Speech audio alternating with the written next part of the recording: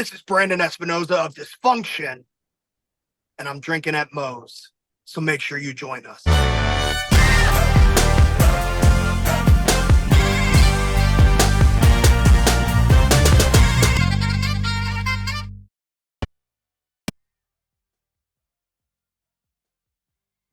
All right, everybody, taking time out before we get this show started, that I want to thank Reaper Apparel for having Drinkin' at Moe's be a brand ambassador for their clothing line.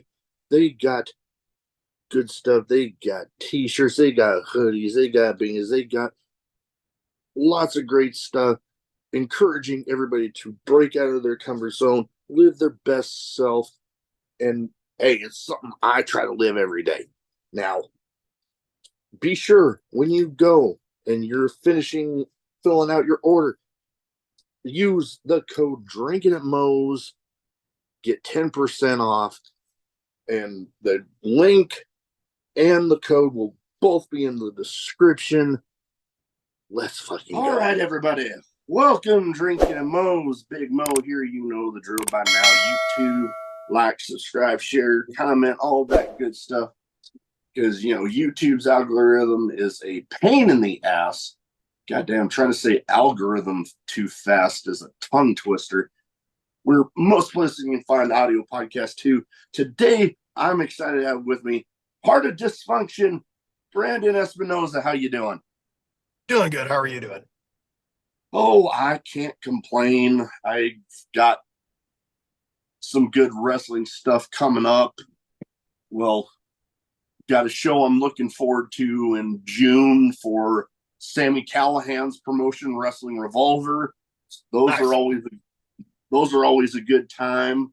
I got some interviews lined up over the next month or so that so far everything's looking like they're all good, including Braden Toon I'm recording with tomorrow. So I'm excited about that one. So all in all, I can't complain. Now, first thing, well, I'm still getting over some allergy shit. But First thing I like to start off with everybody with is what got you started as a fan, and then what got you deciding to make that leap into the business? I mean, I've been watching wrestling since I was like 2 or 3. I mean, obviously, I don't remember too much back then. But I know that for a while, I was always told that like Macho Man and Hulk Hogan were my favorites. Because I'm an '87 child, so roughly 3-4 years into WrestleMania lineage, I think at that point. And so I like that a lot. And as a matter of fact, the first time I ever actually went to the doctor besides like a cold was me and my dad were wrestling around. He dropped me on my head and he was giving me a body slam and I jammed my neck.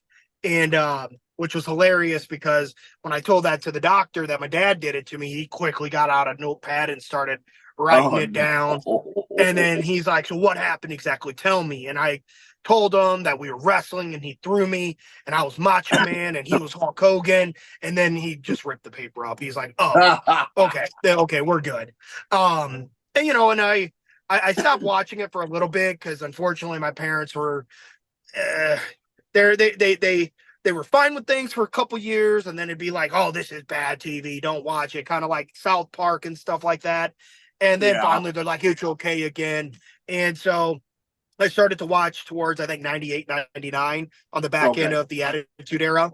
And I've just been watching off and on since then. And, I got into wrestling at school because I thought it was pro wrestling. Yeah. And, but I went ahead and stuck through it for the 4 years and was a state qualifier and like top 10 in the state and everything for my weight division. So I was like, well, I guess it worked. But as soon as I graduated high school at 17, and then when I turned 18 a month later, I was like, all right, you know what? I'm going to go do this.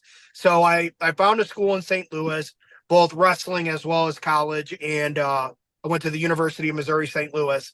And I decided to just kind of, go at school and then also pro wrestling at that point. Okay, yeah, no, I've been actually my podcast. We've been invited to when Warrior Wrestling had their St. Louis stop a couple years ago now. I was actually there, invited by the promoter, and actually had a mini episode with Bronson Reed that night. That was pretty fun. So, but kind of like you, my family was, you know, they weren't too thrilled with me liking wrestling, but they were like, it makes them happy. Yeah, we'll deal with it. That sort of a thing. You know, I've been the only family member that ended up sticking around with it. And, you know, you mentioned being about 3 or 4 years into WrestleMania. Well, technically I'm older than WrestleMania because I'm 40. They just hit WrestleMania 40, but I turned 41 in July. Oh, yeah. See, I turned 37 in July. So, yeah. What day in July? No, that's cool, though. What'd you say? What day in July? 15. 3 days after me. Nice. That's awesome. But yeah, no, I've definitely had kind of a little off and on, like a lot of people, you know. But when I got into the Navy was when I started really getting back into it because I had heard about independent wrestling shows. So I was like, man, I need to go see if I can check some of these out because I was stationed in San Diego. So I was like, man, Southern California. I've been hearing all about Southern California independent wrestling. I got to check. And then, boom, I found it. And then I still talk with a handful of those guys to this day. Now, one thing, funny enough, my wife was actually, she was actually the one to kind of alert me to this because she watches more Netflix than I do. But she pointed out, "Oh, have you seen this show on Netflix? The wrestlers with OVW?" And I'm like, "Oh, I've heard about it."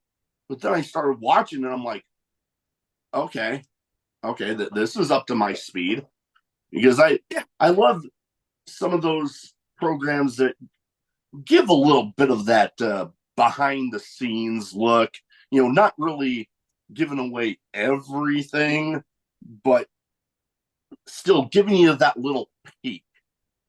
Yeah. And I mean, and the good thing about it is it showed the frustrations and the hardships that we have to go, you know, being independent wrestlers and you know, obviously reality TV isn't fully reality. And so they spiced some of the stuff up and, you know, and added you know, some acting in it. But I mean, it still rings really, really true to the stuff that we go through and it was really cool to see it come to life. You know, when we were taping it, you know, I was in and out of the company at that time because I was in that feud with me and Tom with Level X, and you know we had lost, and so Tom got injured, and they were like, "Oh, we'll give you a couple months off," and I was like, "No, I really don't want to be off because you know we're taping this show. I want to be around." So that's why, like, you can see me almost in every episode somewhere, but it's just unfortunately I wasn't around as much I wasn't around as much as I wanted to be, just because of the fact that you know Tom was injured and we just weren't in the stories at that point. But again, it was really cool that people can actually kind of see the inner workings of what we have to deal with. Oh yeah, because like through some of my friends, I've been privy to some stuff, you know, helping out with, you know, setting up before shows and that sort of deal. So like I've been able to get a little bit of a peek, but getting even more with like, you know, planning different stuff for different shows as you're leading up to it, and you know the things that the people in charge of the promotions have to go through. It's a definitely an interesting little peek into there, and I know I still got to finish up some of it because, good Lord, with the schedule I keep with this podcast, sometimes I get a little behind. But it's definitely something that I always have on my list of, okay, I don't have any recordings going on. I need to catch back up on that. Yeah, I get you. No joke, I have not watched it yet. It's one of those things where things, are a little too close to home, and so you don't want to fully watch it. So I didn't watch it all. My family watched it. I'm pretty sure all my kids watched it. So it's cool that they supported it enough to watch it. But me personally, I haven't gone back to watch it. So no, I can definitely relate in some ways. There was a TV show that was filmed called The Last Ship about a Navy ship, and like a plague sort of thing goes on. But the funny part was it started filming shortly after I got out of the Navy, and my old ship was that ship used in that first season. Okay. So I was like watching and seeing, like, I knew people that were used as extras in the background, and I learned pretty quickly not to watch it around my family because they'd be like, "Oh, do you remember that? Oh, did you work with that?" I'm like, okay, I'm gonna go watch this by myself. Yeah. Because one of those that it, in a way, hit somewhat close to home, even though it was a fictional story. But the fact of that was where I lived for 4 years, and recognizing all the little nooks and crannies, it was like, oh. Yep, yeah. I get you.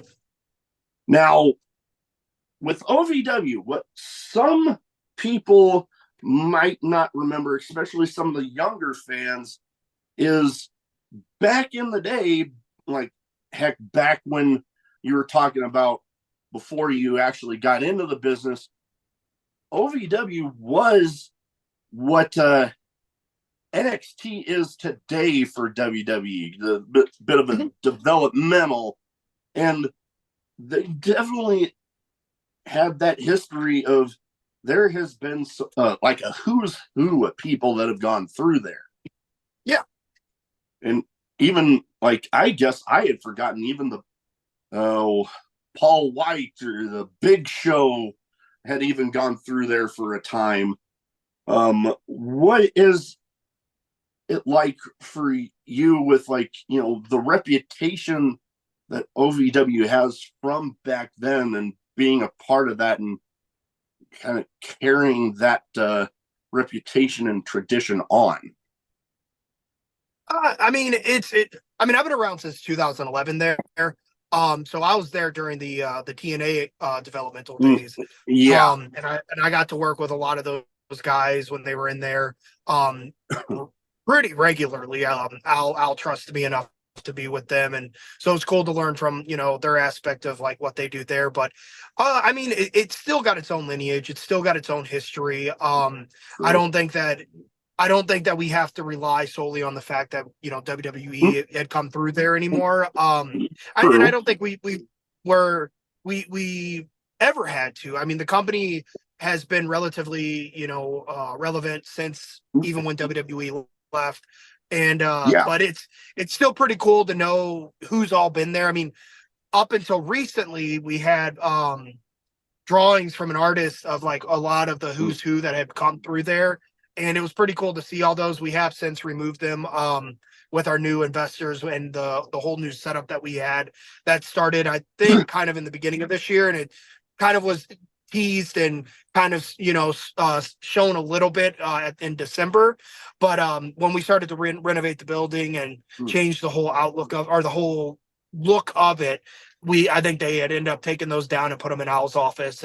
But it's still cool to know that at some time I'm going through the same curtain or, proverbial curtain that, X, Y, and Z has gone into. I mean, granted, I've also been in Gorilla, backstage for Raw and SmackDown before going through that curtain too. So it's not like I haven't been in places that these guys have been in. Oh yeah. But no, it's still pretty cool to know who's been there and what they've done.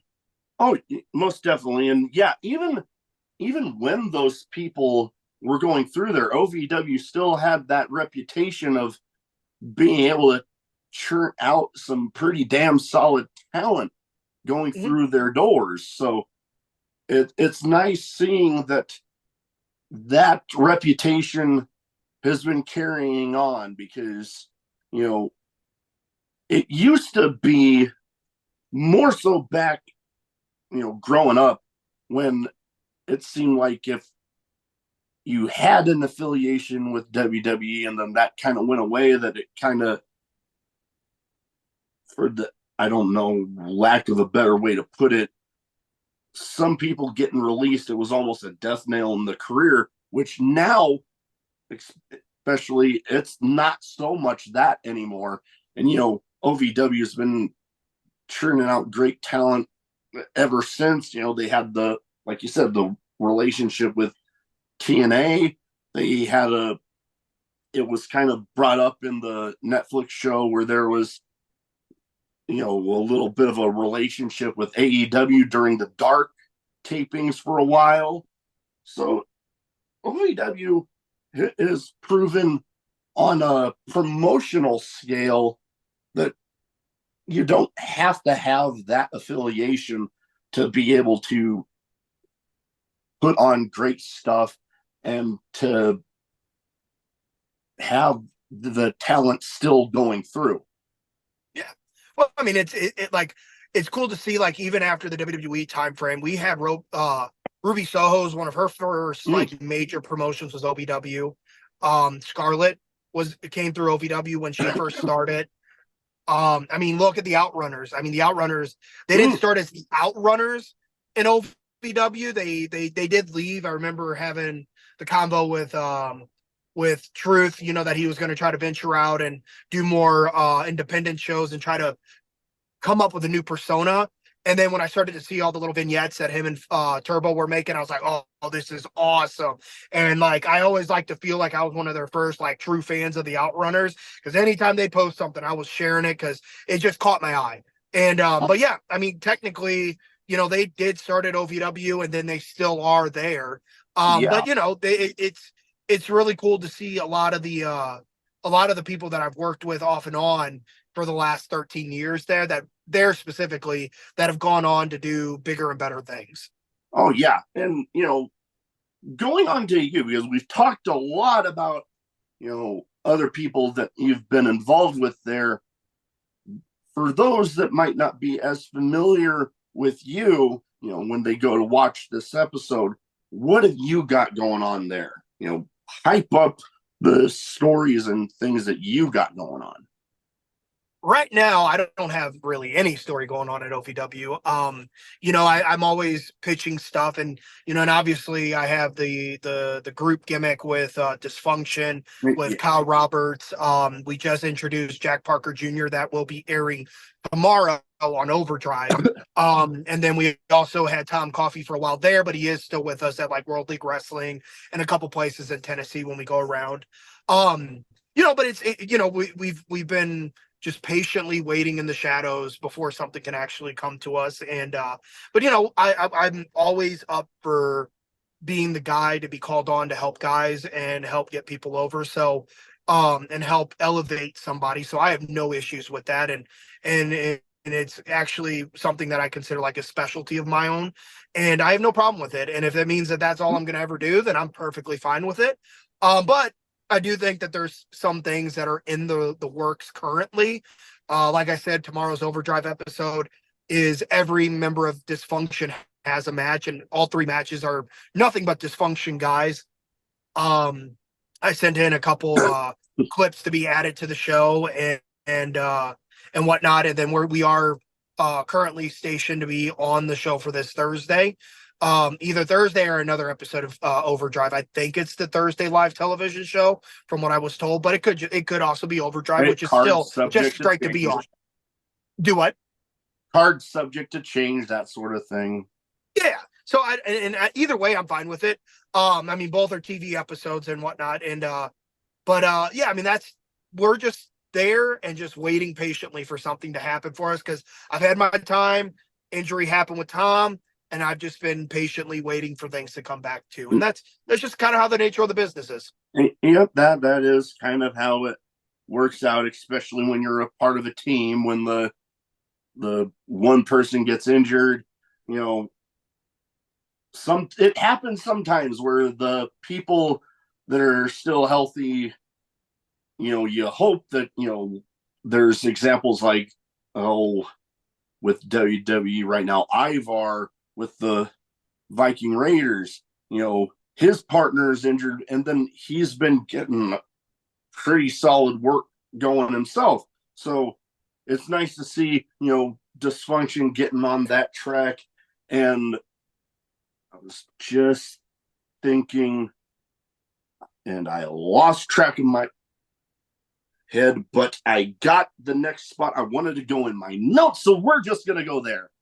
This stuff happens. All right. So I was curious because we've talked about Al a little bit. What is it like working with Al? Oh, I mean, it's great. You know, obviously there's always frustrations when you're trying to get something for yourself. Because Al is a very highly educated and a high IQ in the wrestling world. It's he doesn't want to just give you stuff. Like, he doesn't want it to be, hey, I'm just gonna do this with you. No, he wants you to figure out something on your own. And then he wants you to explain where you go with it or what we do with it. And, you know, then he'll listen, and then he'll give you critiques, and he'll be like, I don't know if I can do it now, or maybe down the line, or but the fact is he wants to actually test you to see what you can do with yourself. Because reality of it is no one's going to get your character or your persona better than yourself.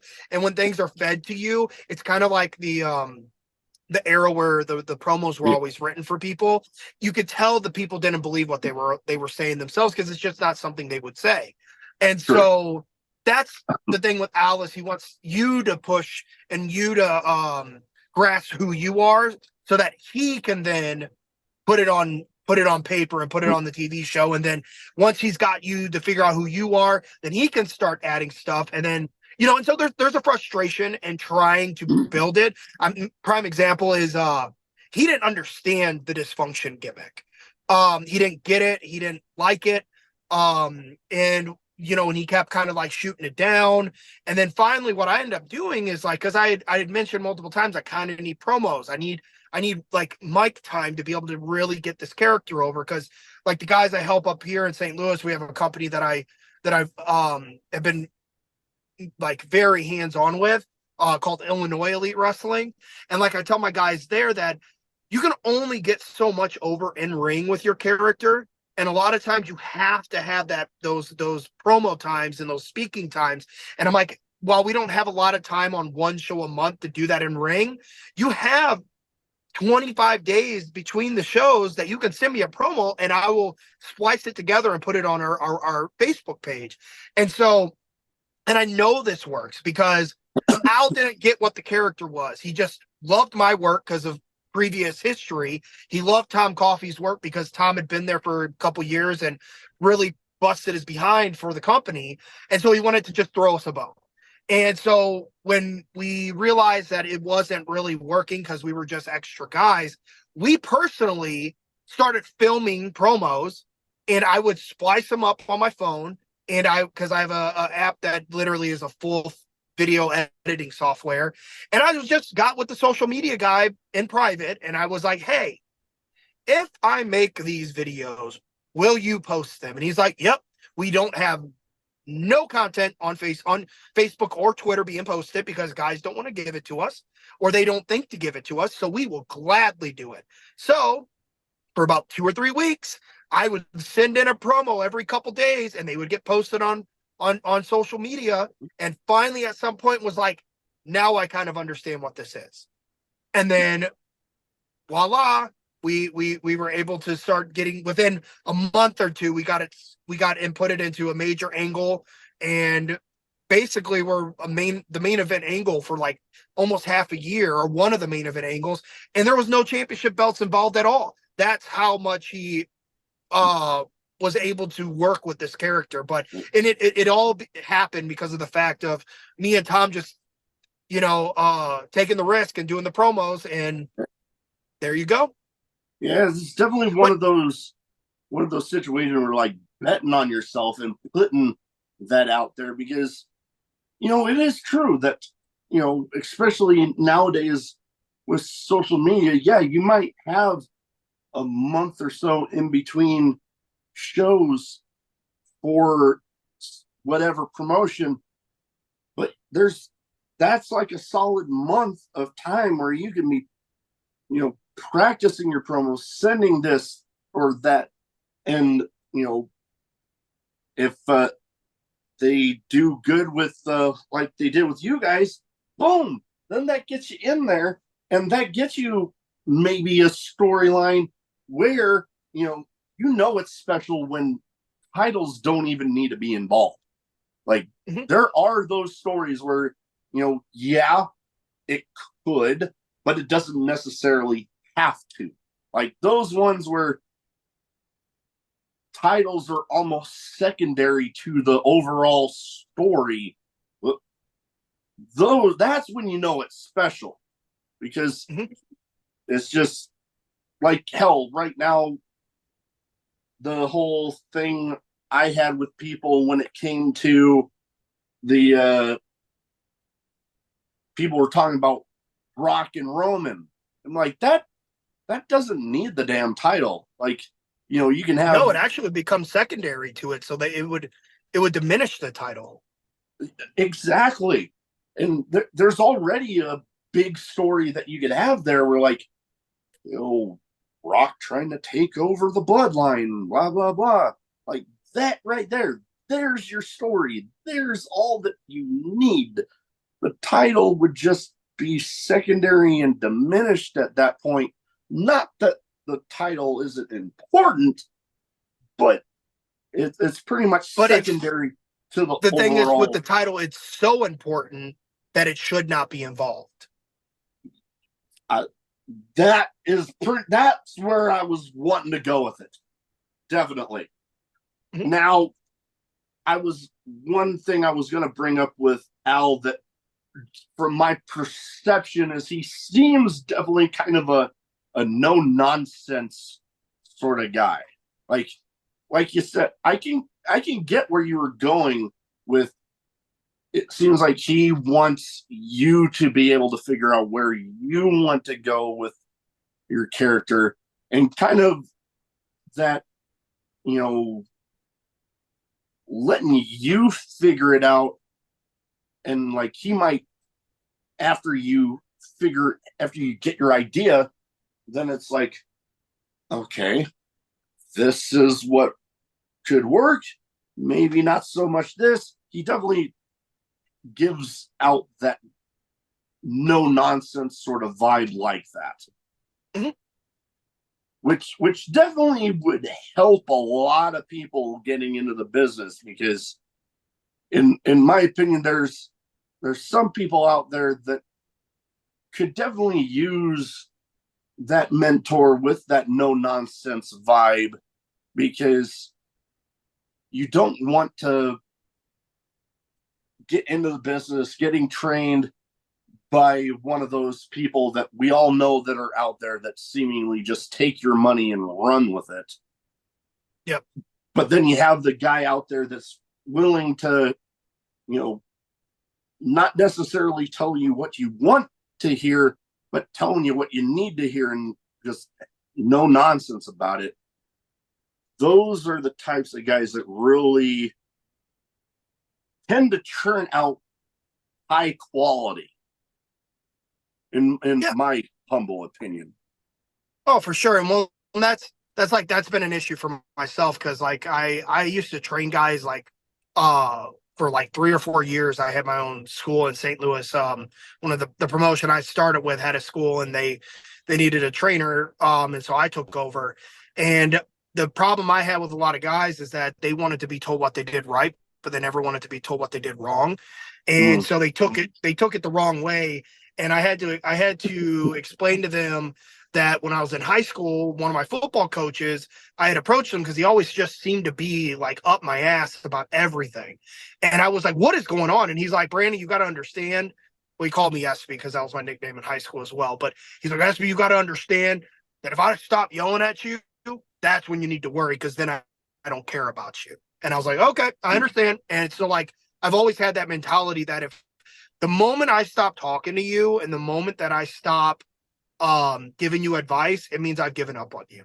But if my advice may be, as I had an issue even a couple weeks ago with an OVW guy, one of the trainees, that if I'm there, I wasn't yelling at him, but I have a very bad sailor's mouth.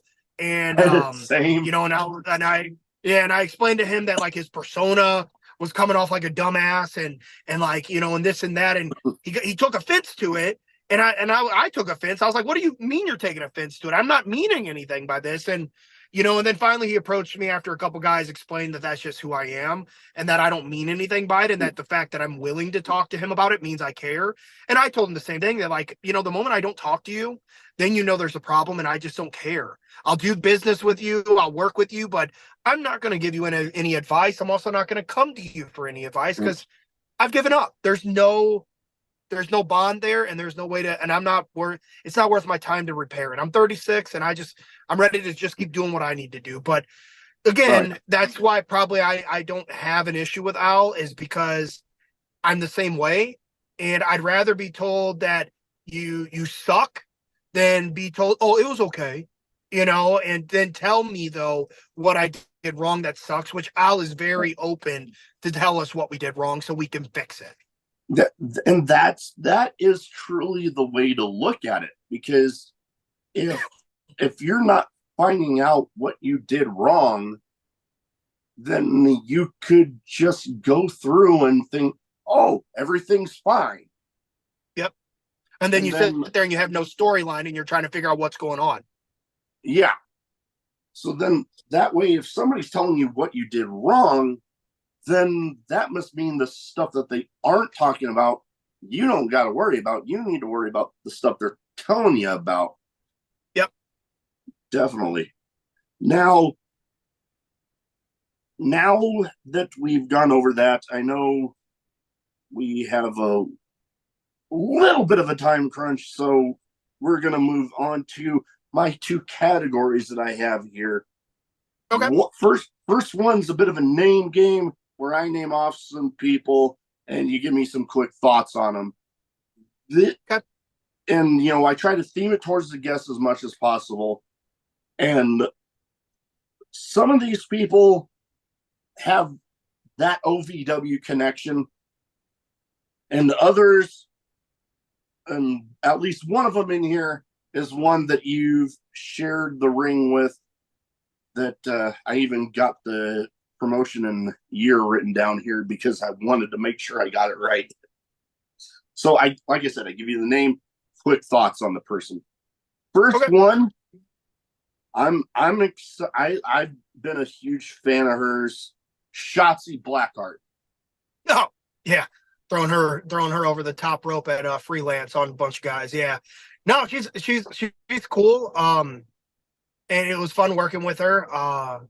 You know, she's open pretty much to anything, and it seems like she took the world by storm for a while at NXT and then into I think SmackDown, and hopefully here soon she'll, you know, be back. I think she is on an injury break, so be great to see her back. But no, it was real fun to share the locker room with her, and then ultimately being able to actually, you know, have a match with her involved, because I'm not huge on intergender matches just because of, like, you know, the moral standpoint of dudes hitting girls. But I do appreciate a good moment where the intergender matches make sense.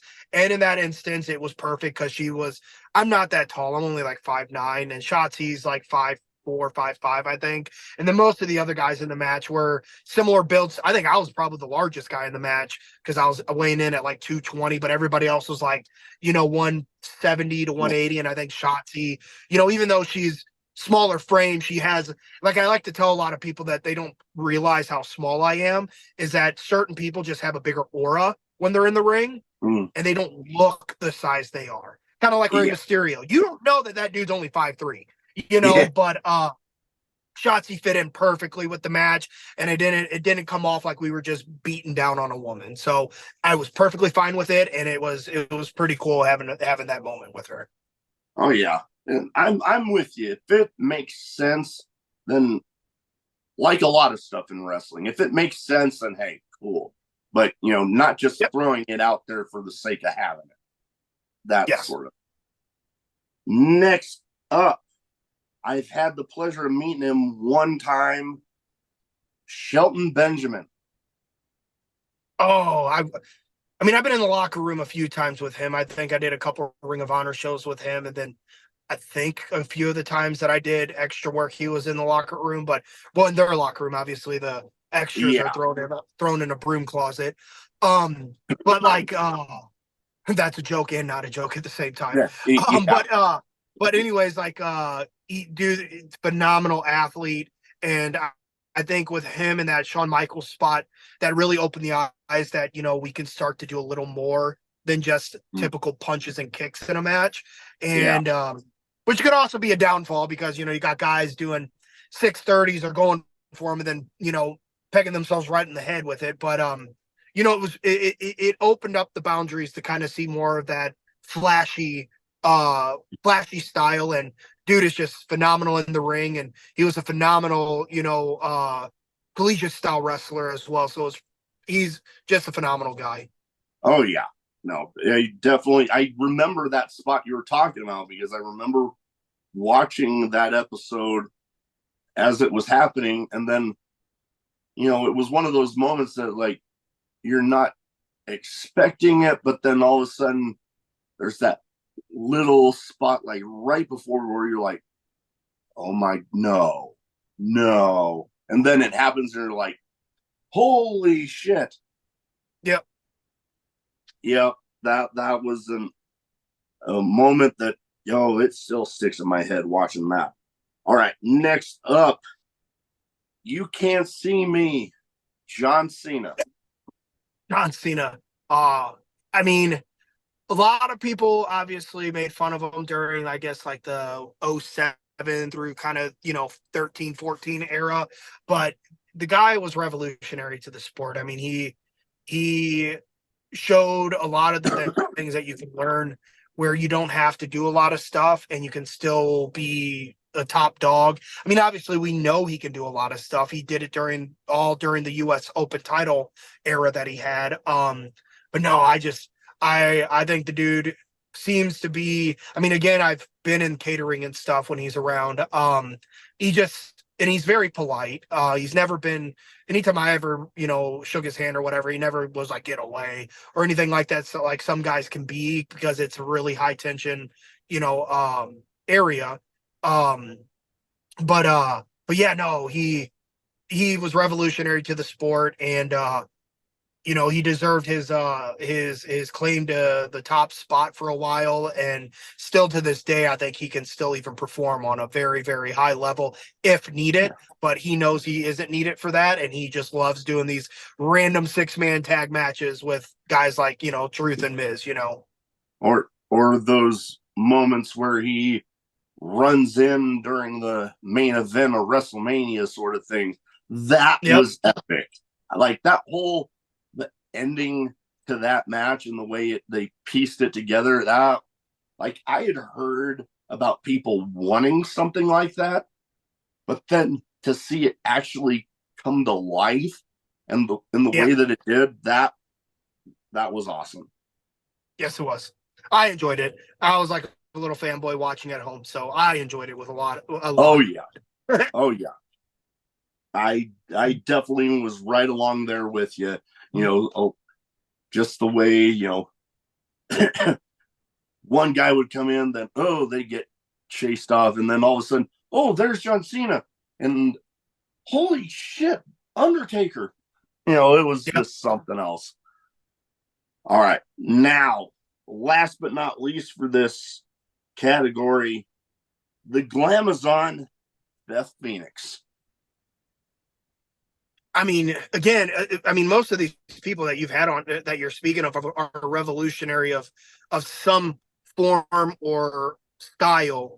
And, not saying Beth Phoenix is not gorgeous by any means, but I think she broke the mold of what was typically the divas at the time, where it was a lot of models and a lot of, very petite women. And again, by no means was she like out of shape or overweight, but she was, a thicker woman, and she just looked like a badass.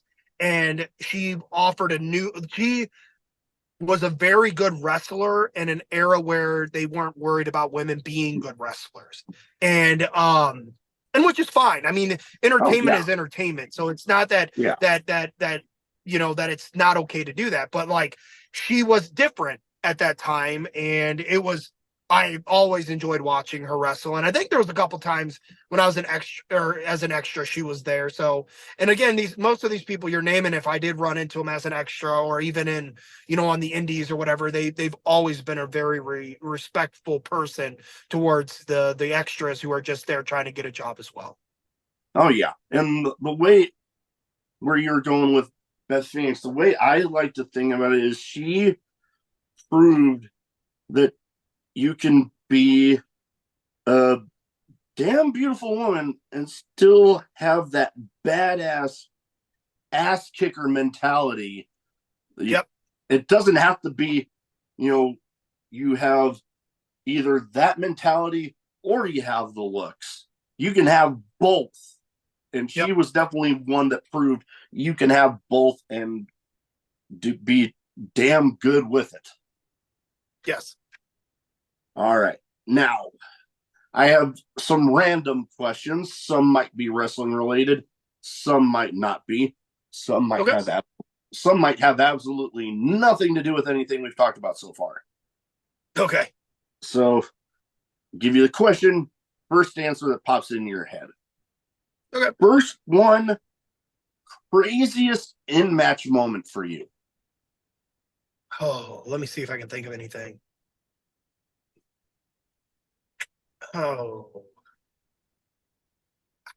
I don't really have anything that really sticks out, to be honest. Trying to think if there's anything. No, I mean, there's nothing that just sticks out. I mean, not saying that my matches are boring by any means, because they're not. Oh. I don't think they are. I mean, it seems like all the time fans are interacting, and even though we're not supposed to do it for the guys in the back, but they all seem to be into it and glued to the monitor or glued to the curtain watching. So it's not that they're boring. I haven't been bestowed on having some random act of something happening while I'm out there.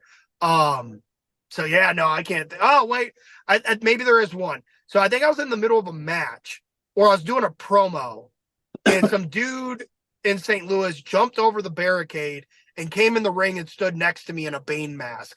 And then I just kind of looked at him for like 5 seconds, and then he ran away. I was like, okay. But I think that's the only crazy thing that's ever really happened.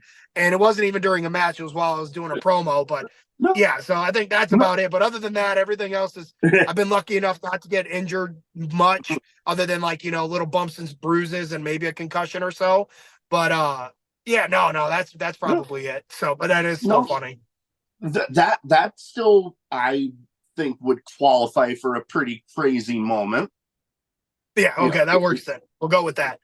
Yeah, we'll go with that. Yeah, I mean, it is also pretty cool that I got to share the ring with Undertaker and Brock Lesnar on an episode of Raw. So I mean, that's pretty big too. But yeah, no, the Bane, I think Bane's bigger. No, I'm joking, but yeah, the Bane one was more me being me. The Brock Lesnar Taker thing was me being a security guard for Raw. But yeah, So no, Bane for myself, Undertaker, Lesnar as just something I did in the ring.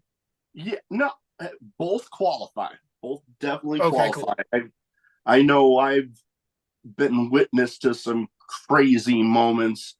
I know Al isn't too fond of death matches, but I've definitely seen a handful of death matches, including my first ever one that ended up involving pouring lighter fluid on a pane of glass and lighting it on fire. Oh, fun. Yeah, that was nuts. That was actually a show for Sami Callihan's promotion, Revolver. I get you. Those fun shows. All right. Now, is there a place that you haven't been to yet, whether it be, we don't have to go wrestling related. This should just be a place that you haven't been to that is on your list of I want to go there. Oh yeah, for sure, Mexico. Okay. My dad was born there, uh, and a lot of my family was born there or from there. And I don't have a passport yet. I'm hoping to get one by the end of the year and either travel out abroad or hopefully get work abroad. But no, Mexico is the one place that I before I die, I have to go to. Being Mexican, but never actually being able to go to Mexico or never. It's not that I can't go; it's that I've never been able to go on my own Yeah. because I don't have a passport. That's a for sure place that I want to go to, and I want to make sure that my children go to, just because being our heritage and our culture and being slightly disconnected because we've lived in America my whole lifetime and my generation, then it's just something that I really, really need to do on my own.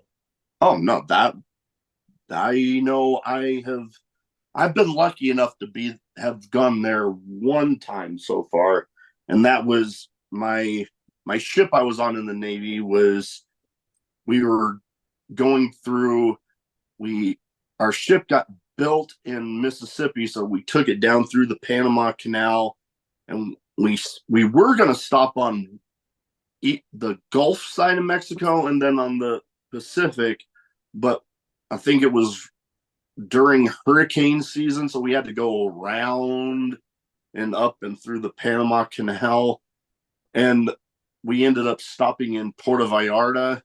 And my whole thing there was me and my lack of knowledge on the Spanish language. The only thing I ate the whole time there was tacos.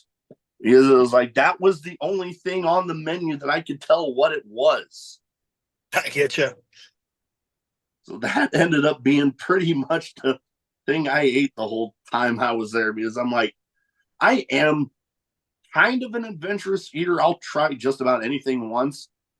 But it's like if I'm reading the menu, I tend to go towards stuff that I know what it is. I get you. But yeah, no, I'm definitely wanting to go back though. I don't care where in Mexico, because I actually married into a family that my in-laws, they have quite the Hispanic population on my in-laws, so we get some of the good stuff as far as food up here. So it would be nice to. I'm a bit of a foodie, so trying it down there. Oh yeah. In it, No, I get you. That would be epic. All right, now displayed behind me, I have some of my hobbies. I got souvenir shot glasses. Growing up, it was pro wrestling and Ninja Turtles for me, so I got Ninja Turtle stuff. I got wrestling figures. What would be a hobby you have, if any? Because I know, especially on the independent scene, wrestling can take up a lot of your time. Yeah. No, I'm a very big comic book and like video game collector. Okay. Not necessarily to the extent of like retro stuff.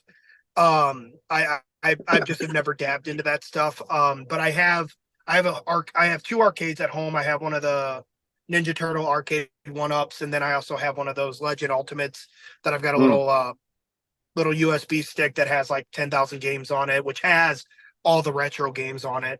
I like, matter of fact, like right here is my Switch. Nice. So like, I carry that around at all times. So if I can get some gaming in, then I can. But I like to collect a lot of like video game collections. I haven't played most of them, but like, if there's like a long line of them, like Assassin's Creed or Resident Evil, stuff like that, I like to collect them all. And then like I also am a huge comic book nerd. All my kids have some form of like a comic book or cartoon, like like themed name to them of some sort. So like I'm just a huge comic book. Like I got a manga right here that just looked cool. It's called Colorless, which is I've Nice. been trying to read that and whatnot. So yeah, I'm just a huge comic book fan. I mean, for a while I collected like $50 to $80 a week, but now it's at the point where I've had to back down from it, and I still get like $10 a week worth of comics. So those Nice. are the two big things that take up way too much of my money and time. Yeah, I can understand. Sometimes I have to rein myself in from some of my figure collecting because the only ones that I take out of the box are for the ones that have passed away, like Legion of Doom and those guys. Some of my favorites. I not as into comics, but I do. If I find some good Ninja Turtle stuff, I'm picking up like the hard I've copy got of the that. Last Ronin. I've And got the whole series when it came out, not the hardcover, but I have all the issues of that. Yeah, it's a good series. And then I actually found this at a collectible show. It was at some point last year, but the first appearance of Krang, Bebop, and Rocksteady. Nice, that's awesome. Yeah, Yeah, one of my friends is a huge Ninja Turtle fan, and I'm not as big into it, but I do have like the Last Ronin. I've got the Ninja Turtle arcade, and then I have like all the collections of the games on the Switch. So yeah, I love talking to him with that. Even on Fortnite, I had to get all the Ninja Turtle skins and stuff on Fortnite. So, but yeah, oh no, yeah. Ninja Turtles is awesome as well. Oh, I've been lucky enough on like some of my Ninja Turtle collections. They have a Comic Con here. They're bringing it back, but this last summer they actually had the guy behind Splinter in the first two movies, Oh, nice. and sitting right next to him was the voice of Michelangelo from the original cartoon. That's And cool. I have Funko Pops signed by both of them. That's cool. Yeah, no, I love going to those Comic Cons, man, because I got to meet the late Jason David Frank, get a photo and a couple things signed by him. I That's got like a I I got a have Funko signed by him too. nice. See, those are the only Funkos I collect on our Power Rangers. Is any of the Tommy Olivers. Same with the Lightning collections, all the Tommy Olivers. I actually have two pair of wrestling gear themed after the Green and White Ranger. That's still in the style that I wear now. I just don't wear them because it doesn't fit the character. But no, I love those cons because I took my son to one last year on my birthday, and a huge Dragon Ball fan. I mean, that's why I have the little Majin logo on my wrist. Gotcha. And the voice of Goku was there. So again, it's amazing what those cons can do, because like a lot of the things for me nowadays is not like what do I like only, but it's things that I've gotten to the point where what do I like and my kids like together. And so being able to take my son to listen to the voice of the original Ash, listen to the guy singing the original Pokemon theme song, or listening to the guy that plays the voice of Goku, it's cool that those moments can be made. Oh, most definitely. I can only think about whenever my wife and I get to the point where we have a kid or two, maybe I can share a moment like that with one of mine. That has always been kind of a dream of mine to be able to share that. That's why like I didn't even get any bookings on WrestleMania weekend this week, or that weekend, was because I wanted to specifically be at home to watch it with them. Oh yeah, like hell, you talked about listening to the voices of the people that did those characters. I got to tell Townsend Coleman, the voice of Michelangelo from the original cartoon, that cartoon was what I grew up on, and Michelangelo was always my favorite. And man, we got into a solid probably 10-minute conversation just on that, him doing the voice and us even doing a cowabunga and him doing it in that voice. Oh my God. Yep. It's awesome to have those moments, man. Oh yeah, most definitely. Now, everybody has a favorite food, but everybody, even the not so picky eaters like myself, have a least favorite, what would you say is a least favorite food of yours? Oh, if it was given to me and I just said, and I see it and instantly it's no, probably coleslaw. Okay. I That just seems to do be a not comp. like coleslaw. Like I'm trying to eat better, but I really love Cane's. I don't know if you guys have Cane's where you're. Oh, Where yeah, are you we from? do. Where are Omaha, you from? Nebraska. Okay, perfect. So you have Cane's. Yeah. Well, Cane's has coleslaw, and I'm like, nope. And I will always get extra fries instead of coleslaw because I'm just not a fan of coleslaw, which is weird because my kids like it. I just don't. If I have to eat it because I'm hungry, I'll probably eat it. But like coleslaw is just one of those things where it is never my choice to pick that up. Oh, yeah. When it comes to Cane's, my wife and I tend to get extra toast with ours and extra of the sauce. I actually don't eat the toast. It's good. By no means is it bad. It's just my kids like it, so I normally just give it to them. So because it's just too many carbs. I'm already burning so many carbs with the chicken and the fries. So I'm like, I don't need just a straight carb here. So, but their toast is awesome as well.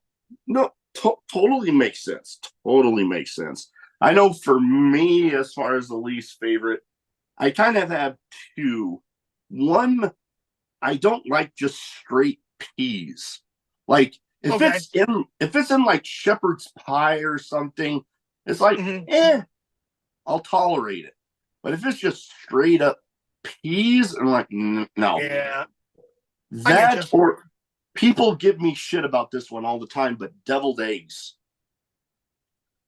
Those are definitely an acquired taste. Like again, it's one of those things where like at a holiday party, if I see it, it's like I'll get one, but it's never like I'm not like my niece who has to eat like 20 of them. She just loves them. I'm like, I don't get it. Why do you like that? And she's like, I just do. And I'm like, oh, okay. Yeah. My family, one time when I made it known that I didn't want one, they're like, I'll just try it. And I took a bite and I was just like, oh, it's got a weird texture. So I mean, I can understand that. Kind of slimy because of the boiled egg. Yeah, I literally think it's a texture thing with me.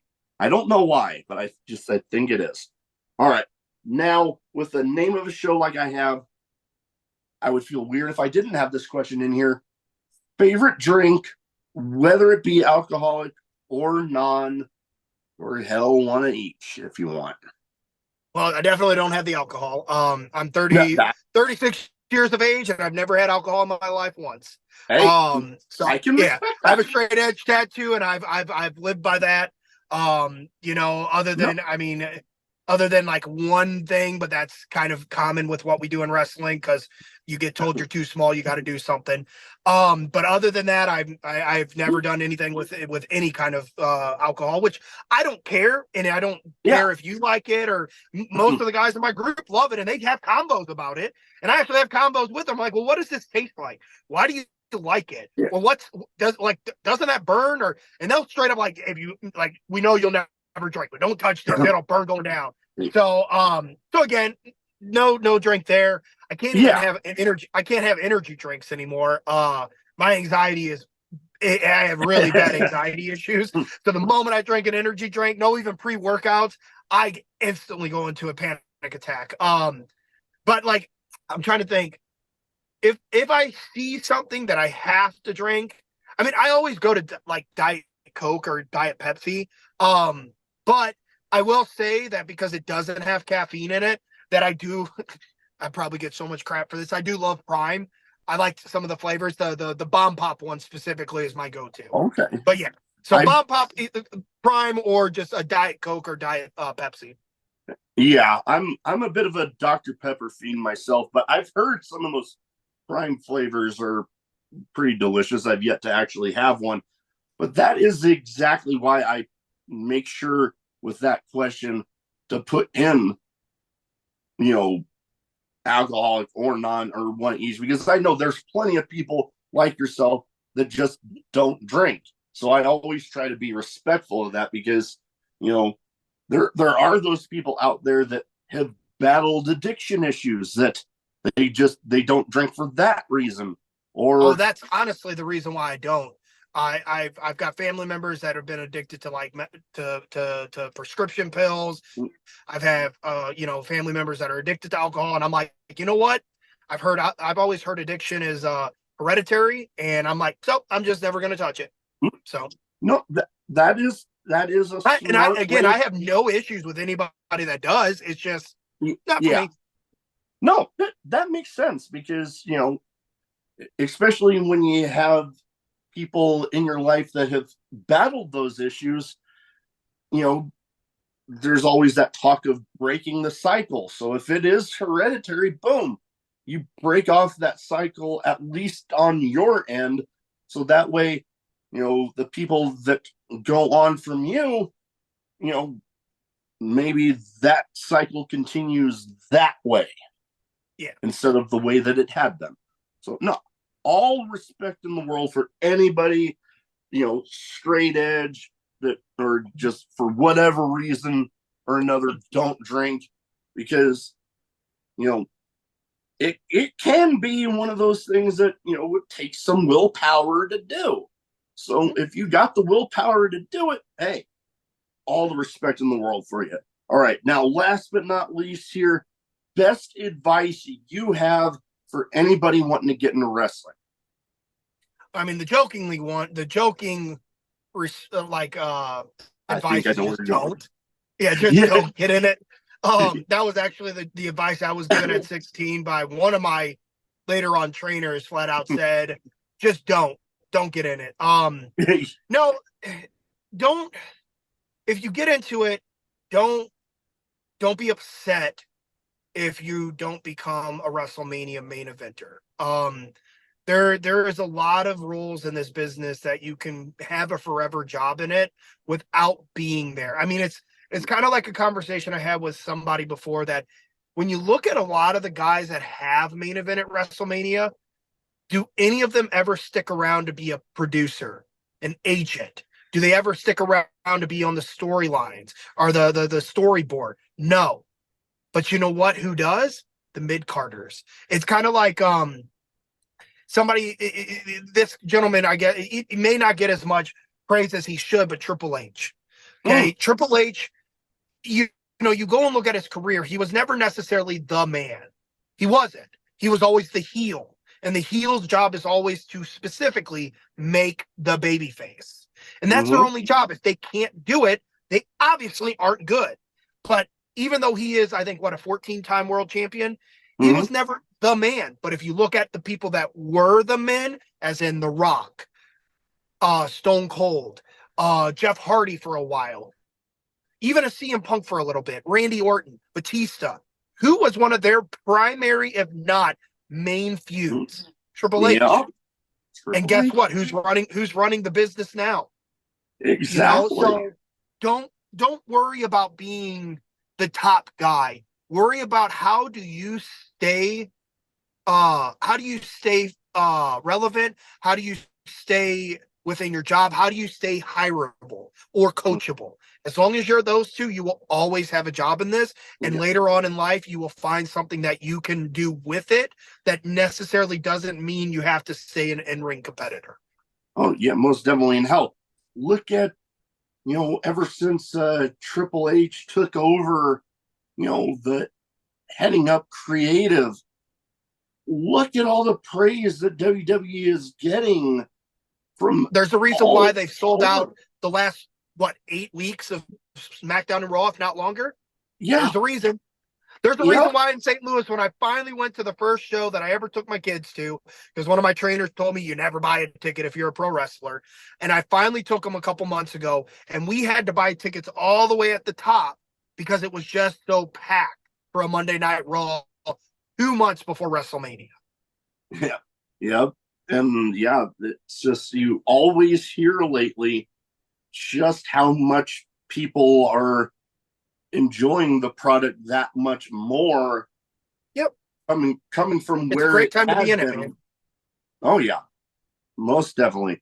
Now, before we go, where can people find you social media wise? So if they don't already have their eyes on you, they can go ahead and get them there.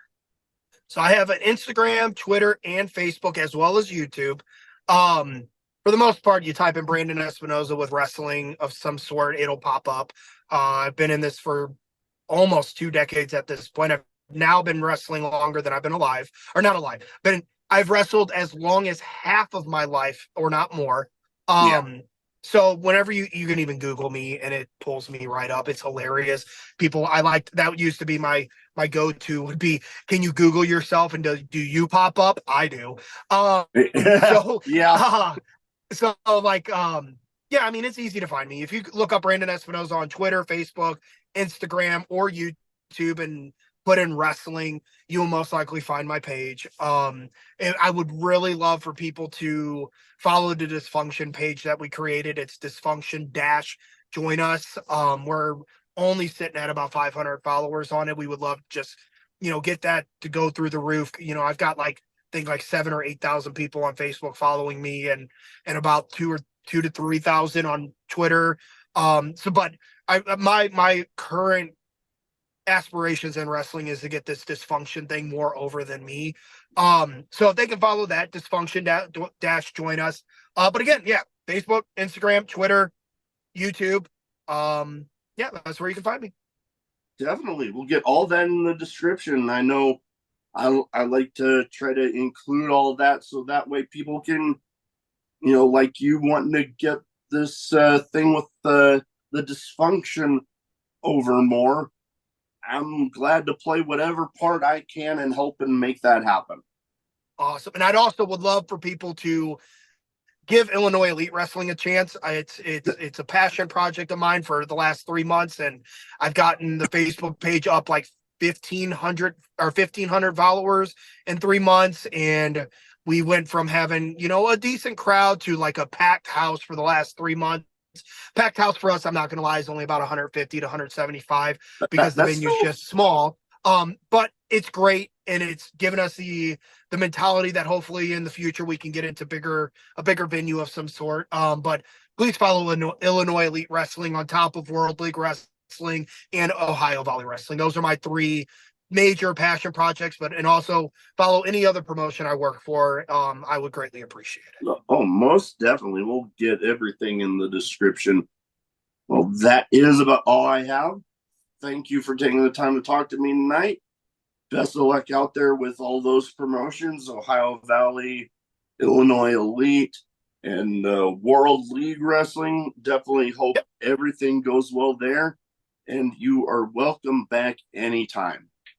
Awesome. I would love to do me and Kyle in the future, or even as many members of Dysfunction as we can get, because it's kind of cool to have those podcasts with us as a group. Oh, yeah. No, I would be totally down for that. Awesome.